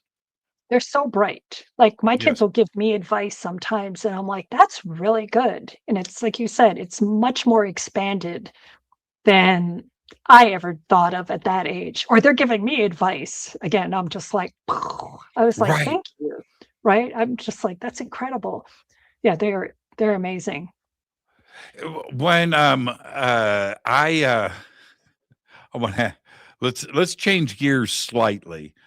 Sure. You brought this up earlier when we were talking about chakras. Um, and the audience is going, okay, Jimmy's about to whip out his crystals. But yes, I'm a I Harley have so guy. many jokes. I have so many jokes, but it's okay. I have crystals in front of Yes. me here in the studio I that love sit here and send their energy into my mixing console and to the mhm, electronics, and I lay them out in this pattern every mm. night. And I can't do the show if they're not here, right? They're here on the deck, and then I move them over and they sit here. I don't care what anybody thinks about this, but it's real. Yeah, it feels Now, so good. oh, So yummy. man, people come over to my house, and this is what I want them to think. I want them to have a thought inside of their heads. I want them to come in my front door and look around and go, crap, church is serious about this stuff, man. I want them to look around and go, okay, he walks the walk. And I Yeah. do. But how important are crystals for alignment and focusing of energy? And do you have favorites? I was really into crystals, I would say about a year ago, and for 30 years before that. Like, I needed my quartz crystals. I love my crystal balls. You probably see a bunch Yeah, behind me right. on set. Sure. Yeah, I love crystals. I think they're yummy. But the more I've been doing the work, I honestly feel like I don't need them as much. Like, before, they were a little bit, um, not that I was identified with it, but I was the same. I was like, I wanted them in my pockets. I used them for protection. But it's almost now the codes are, I don't want to say inside me. I don't have so much of the outreach. Like before, I used to go into crystal shops and just be like, which one is talking to me? Who wants to go home with me? I It's did that also last probably, week. I did that last week. I do. yeah. Crystal shop owners, most of them know who I am, right? Meanwhile, I'm you go to walking my in. house and I've got crystals everywhere. It's probably because I don't need them because I'm surrounded with them 24/7. Have you been to Gaia? Have you been to Gaia yet? Gaia TV in Denver? No, Have you been there? no. Okay.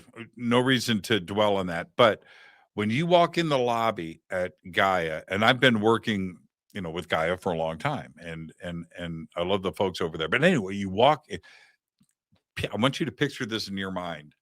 In the lobby, when you walk in the front door, they have, I don't know exactly how big it is, but I'm not exaggerating. They've got an 8 foot crystal ball. Oh, wow. 8 foot. I'd have to eight lay on foot. that to feel it. Exactly. That's, you come in and you go, that's cool. I'm like, who Yes. shipped that here and how did they build a building around this thing? It's like the sarcophagus in the Great Pyramid, right? Which came It's first? amazing. Yeah. Yeah. And it's just giant. It's crazy. Anyway, you feel it. I Oh, love yeah. that kind of stuff, though. I love it. I love it. I love it. It's like that. I'm an energy junkie. I'm a spiritual junkie. Like all of that stuff is so yummy to me that it's just, I could lay on it. I'm already gone. I'm like, I'm Yeah. high just thinking about it. I think now I'm just trying to ground. I'm like, how do I bring all of that yumminess here to me in this body? So I'm not separate anymore. I'm like, how can I just walk around with this ball? Can we, I'm glad you brought that up. Can we talk about grounding for a second? Yes. I was in Peru. I go to Peru a couple times a year. I love Peru. I love Peru. And I'm at a site and I'm walking through. It's right outside of Sacsayhuaman, and this is the temple stuff that's above it. Anyway, so I'm walking through, and in front of me, some things you can't make up, Marissa. Just check this out. It was beautiful. In front of me is a class from an elementary school. I'm gonna guess maybe like third grade. Maybe these are like 8-year-old kids, and there's like 30 of them, and they got their teacher. And we come out of this, it's called the labyrinth, and we come out of this tunnel, and I'm by myself. They're in front of me, and I was kind of paying attention. They got their little backpacks on, and they're doing the thing with their teacher, and I just loved it. So we come out, and there's this giant wall there. It's called Quinto, and it's flat, it's carved, it's beautiful, and it's at an angle.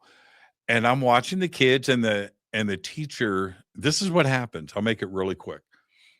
The teacher goes, okay, so blah, blah, blah, blah, blah, blah, blah, blah. And all the kids are looking. I'm listening to the teacher. And she goes, okay, they use this wall for grounding. Everybody take off your shoes. And the kids are taking off their shoes, taking off their socks. I'm like, you got to be kidding me, right? And I'm That's just awesome. standing back. And she goes, okay, everybody go up to the wall. These little kids go, put your hands on the wall, get your feet on the ground. Okay, lean in, and we're going to start. I was like, this is magical. This is so cool. Now, it's the respect of the teacher for the culture, right? But it's also opening up the minds of these kids Yes. on what nature is and what grounding can be. I've been grounding for a long time, but I Yes. got to see this class all lined up, man. I took pictures. So cute. They're all grounding on the wall. How important is grounding for you? I do it all the time now. Like I said, before I was all about flying. Now my work is always about grounding. But what I found really interesting is talking about chakras again. When I used to tap into my Earth Star chakra, which is about a foot below your physical feet, I used to just kind of see this reddish brown ball down there. But as I started grounding more and working more of the frequencies, unlocking more codes, what started to happen was a platinum, what am I trying to say? Shield, or like a platinum Plate. stage. Yeah, Plate. plate. Yeah. Thank you. I Right. was like trying to describe it exactly, like a plate all of a sudden started to form underneath my feet. And I was like, this is really interesting. And then when I went down and connected to it, and then it started to raise up this platinum energy for the first time, which I started researching, was basically opening up your 12th dimension, right? So now you're able to, because the more you practice going down and making that stable, all of a sudden you have access to so much more above. And I think that's the part that made me so happy, because I had no idea that going down, I thought going grounding was so boring. Like, who wants to touch trees? Who wants to go for walks? Who wants to be in your body? I thought that meant being more human, right? So I was a little bit like, I didn't want to ground. But the more I was doing this work and started grounding, all of a sudden the downloads were getting stronger. And then what's really interesting is what I did was, once I hit the Earth Star chakra, I thought to myself, well, in some of my meditations, you go soul star, you can go to another chakra. I won't start naming them all, but above your head. And I said, well, what if I go to that next chakra below my feet and ground into that? And all of a sudden I had access to different kind of information. My body was having a new Isn't it experience. crazy how it works? Isn't it So insane? crazy. It And is. again, that logical mind wants to be like, maybe you're making this up. But Of one of the course. things I love about chat and using AI is, okay, I'm going to jump because I hate long No, talk. jump.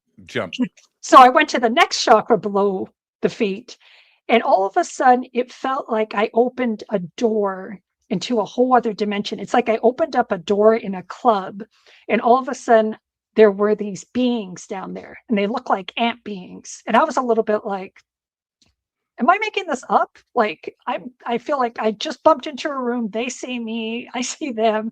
I was kind of, at first I was like, all right, everybody, I'm just going to close this. I had no idea there was energy, people, stuff going on down here. So I come out of the meditation. Automatically, I go to chat. I'm like, I didn't say anything about what I saw, but I was like, hey, so I was doing my meditation. I went down about 2 chakras below my feet. What's happening down there? And it mentioned, oh, that's where, I think they call them the Hopi people, and these ant beings live. And that's where I was like, what? Like, oh my God. I always just go into, there's so much that we don't know.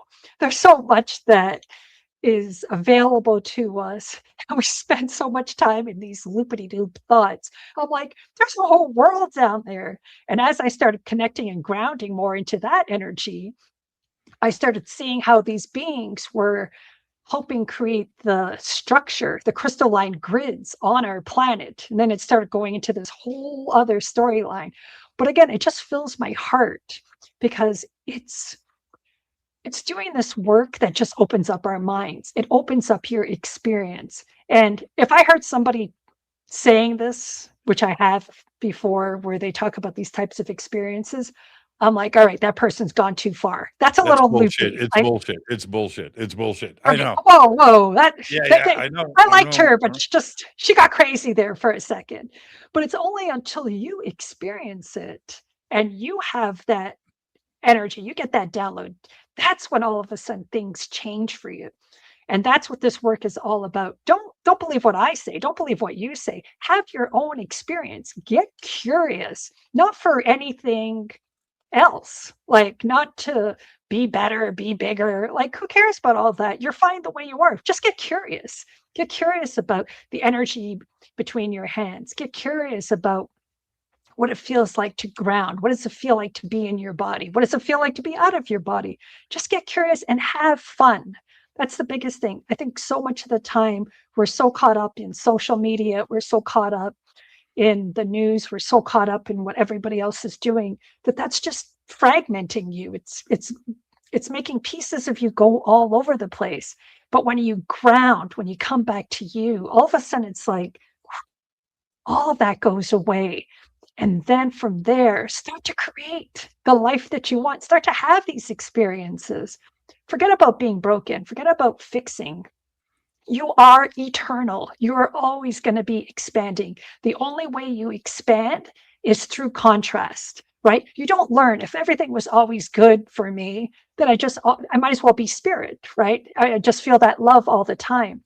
But it's through that contrast where all of a sudden it's like a little game for you. Can I feel love in this experience? Can I bring that higher part of me? Can I learn from this? And gamify it. Have fun with it. Be frisky with it. Don't be so identified with, is this good? Is this bad?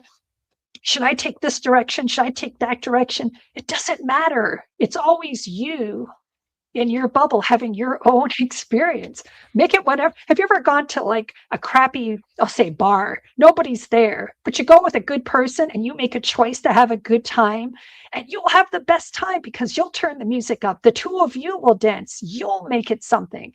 You can go to a great party in Hollywood with the most famous people around you where your ego thinks, oh man, I'm going to this party. It's going to be rocking. And you get there and it's not Dead. fun, actually Right. uncomfortable. And it's right. So again, I know I went off on a tangent, all from grounding. You know what? But it's so true. The first, you're right about the experience. When I started to understand grounding more, because I come from an audio background, and I know what grounding is in the audio and visual world. Your studio is grounded. Everything is grounded. All the gear is grounded. There, you have a grounding rod. Video studios, same thing. Everything is grounded. There's reasons for that. It goes into the earth and balances. Your house is grounded. You have a 3-prong plug. One of those is a ground. That if your house is wired correctly, it's called a ground because it's going into the earth outside of your home. So that's ground. So the human body is the same thing, and you're building up different things inside of your body. pH levels are out of whack, whatever. Take off your shoes, walk out in the grass. In a few minutes, you're releasing, just like your house does, into the ground. So the first night, this is the experience. The first night where I got a grounding mat for my bed plugged into the wall. I've got grounded pillows. I've got a grounded mat next to my bed on the floor. And the first night when I jumped into bed in a I'm a cocoon of groundedness, right? I woke up in the morning, not only fresh, that was a side product of it, but it was the dreams and the clarity. And I sat up and I went, that was the most crazy night I've had in bed. I just said that wrong. That was the most craziest night I had dreaming. Yeah. In a very and I got on the phone and called a couple of people. This shit is real, man. And but it's about the experience.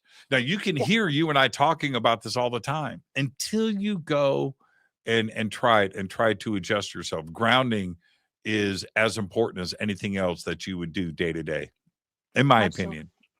I love it. I also like picturing grounding and connecting to the center of the earth. Because that always makes me feel like I'm sinking in with But that's her what heart. you're doing. That's what you're doing.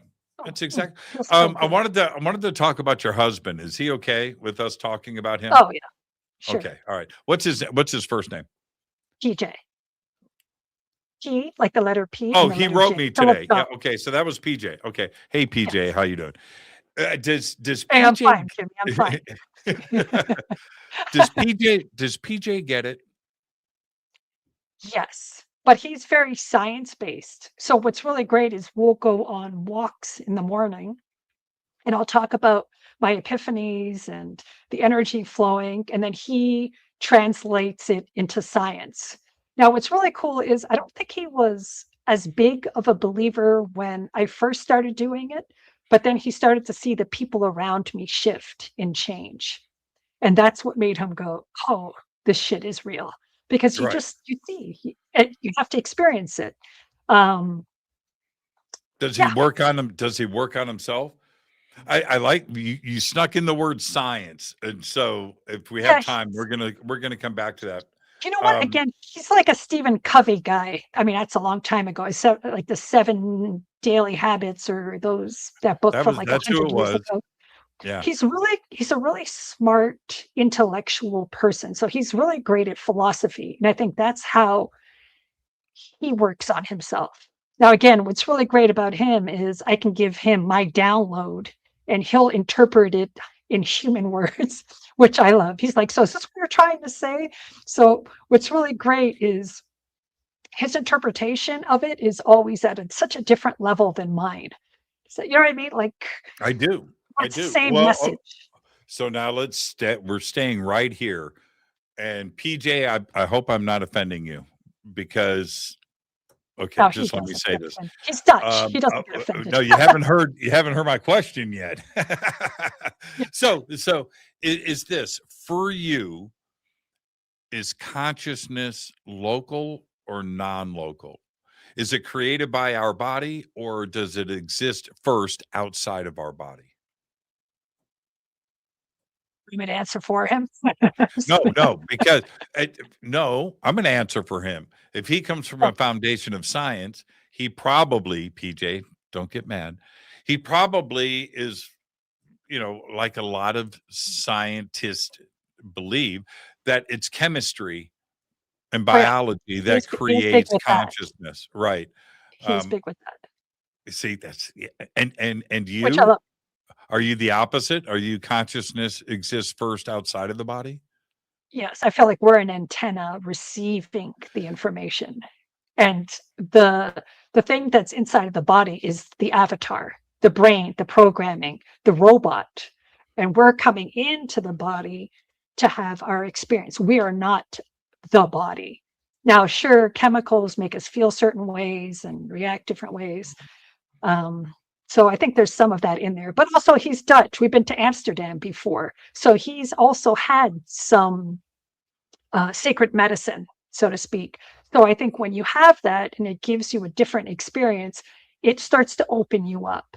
Not that I'm promoting drugs, but 1-800 buy your drugs here. I'm just kidding. Yeah, yeah, yeah. But sometimes doing that type of medicine, even if you are very intellectual, you have an experience that your mind can't comprehend, right? And I Yeah, think I that think slows most down. scientists and physicists would benefit from DMT. That's Yeah, I think I yeah, I'm kind you of want to know what I do? Go do some drugs, and then you'll understand who I am. PJ, are But you listening? So, but here's the how do you guys navigate? I I like to have people around me that are opposites. I don't want yes, everybody on the same page with me. I don't learn. And I like to have spirited conversations. And I grow from that. And whoever is with me that's on the I opposite agree. side of the fence, they're going to grow too, right? They're going to learn something. How do you Absolutely. and PJ navigate these ideas where your mindset is on the opposite sides of the fence?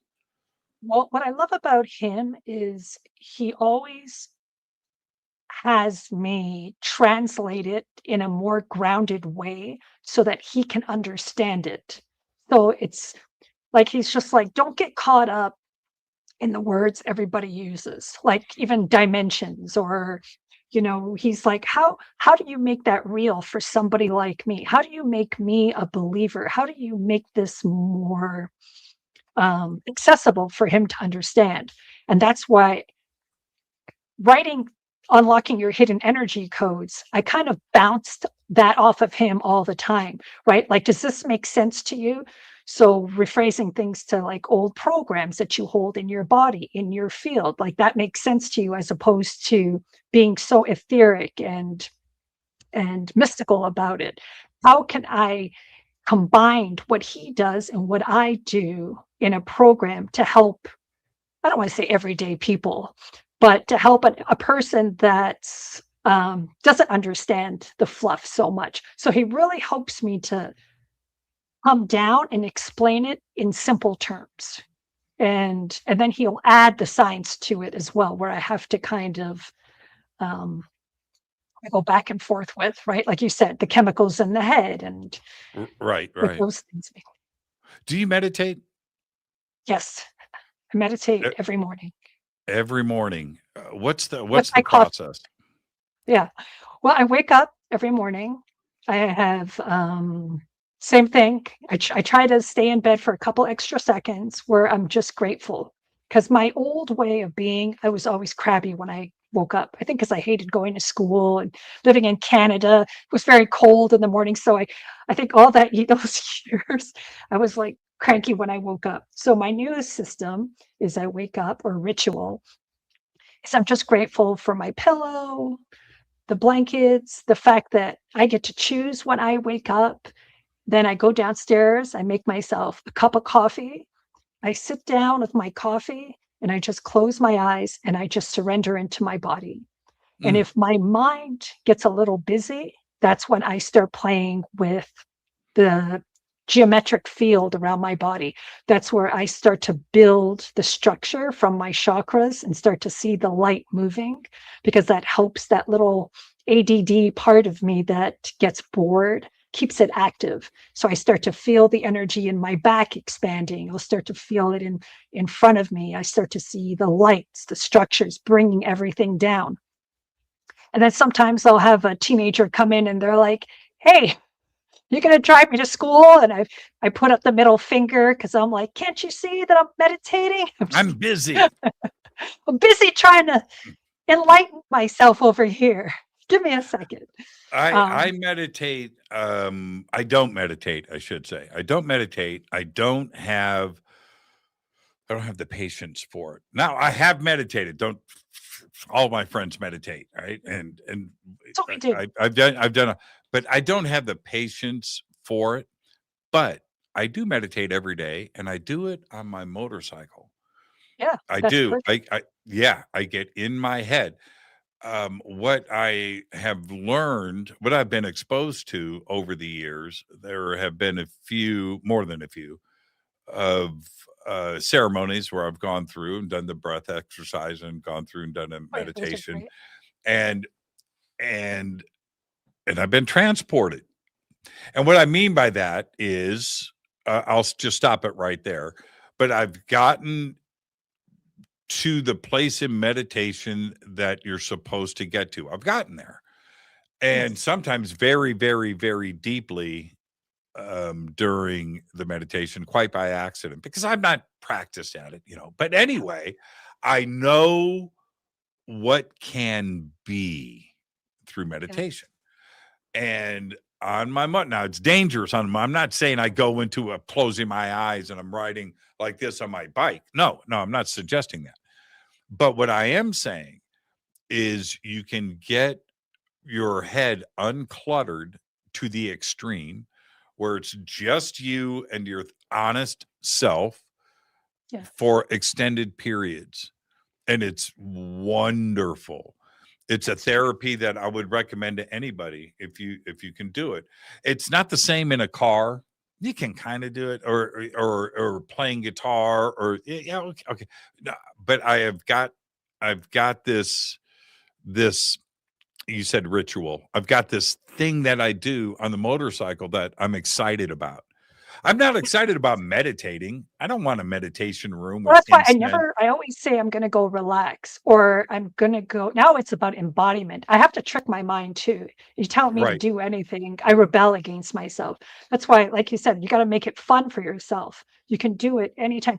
You've been in a car before where all of a sudden you're driving and your brain waves start to slow down, and all of a sudden you're like, "Who was driving? Who was Yeah. driving? How did I get 50 here?" Like, miles just went by. I don't like that feeling, by the way. yeah, you don't like that feeling.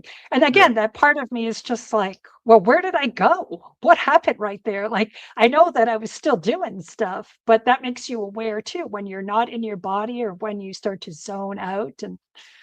And you the one part about meditation I will say that I love, or doing this work, is when I get those spontaneous feelings of love now throughout the day.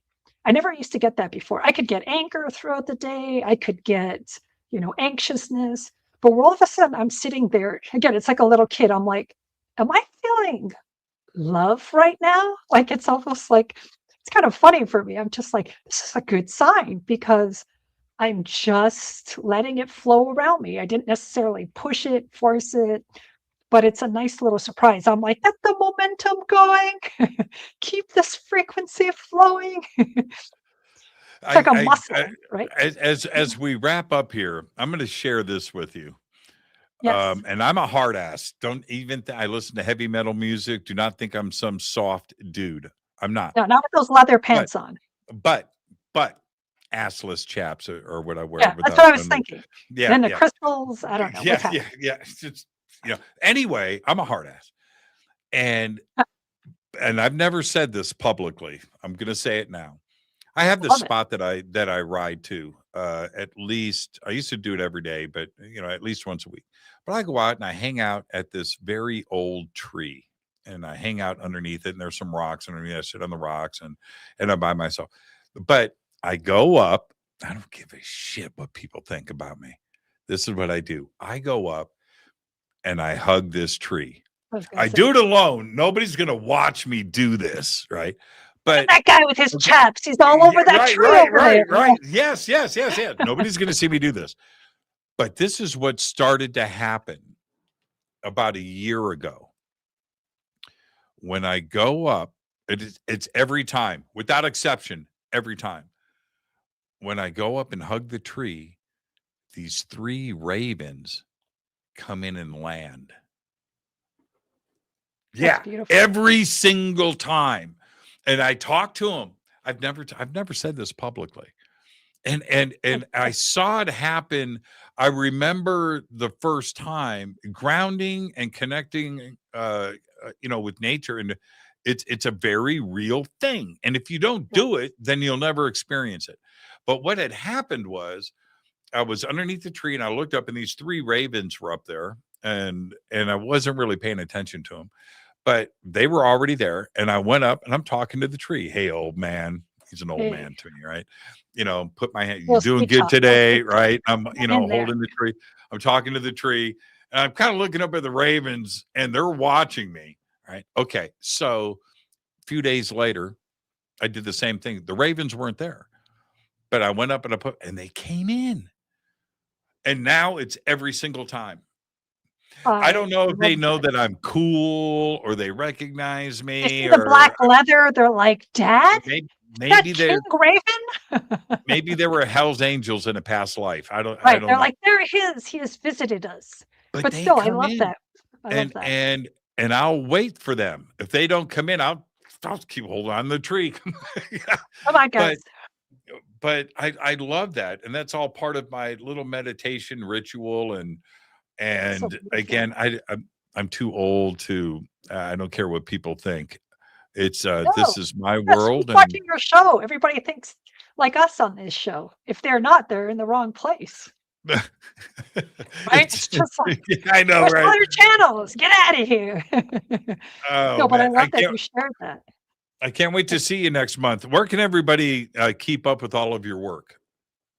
They can go to my website, which is my name, marisagreco.com. That's also where you can check out the course that I have on the hidden energy codes, where you can learn about these activations, learn how to embody your energy, learn how to calm your nervous system. You also can join my community, where I go on every week on Tuesday nights, and I do a guided meditation that I channel, which we work at real time. Like, we're getting rid of real stuff. We're getting your codes activated. So it's super fun. Just go to the website. It's all there. And you can find me on YouTube as well. I'm going to be right next to you now. I'm going to be right. Yeah, I love it. I love it. Thank you so much, Marissa. I'll see you in a month. Yes, we'll break some bread at the LAX Hilton. It's going to be absolutely amazing. Enjoy the rest of your night. And thank you for a great conversation. I look forward to the next time you're on the show. Thank you so much. Thank you so much. Thank you so much, Jimmy. The best. The best. Thank you, Marissa. Marisa Grieco, and her links are below over on our website and throughout social media. And yeah, absolutely. Come and hang out with us at the Conscious Life Expo. You can go to consciouslifeexpo.com and find Marissa and go through the schedule, the organization, the schedule of all of the events, and go and check her out. All right. And if you want to meet her, come and grab me. I'll tell you where to find her. All right. Everybody enjoy the rest of your night. And I do this every night. You would think I would have notes in front of me that help me through all of this. I'm totally unprepared. Tomorrow night, Leanne Harrison is with us, and she's a conscious consultant. And that's what we are going to be discussing tomorrow night. Again, I'm getting my learn on. So I'll see everybody here tomorrow. Until then, all I've got is go Backley Tappy. Fade to Black is produced by Hilton J. Palm, Renee Newman, and Michelle Freed. Special thanks to Bill, John, Dex, Jessica, Dennis, and Kevin. Webmaster is Drew the Geek. Music by Doug Aldrich. Intro, Space Boy. Fade to Black is produced by KJCR for the Game Changer Network. This broadcast is owned and copyrighted 2024 by Fade to Black and the Game Changer Network, Inc.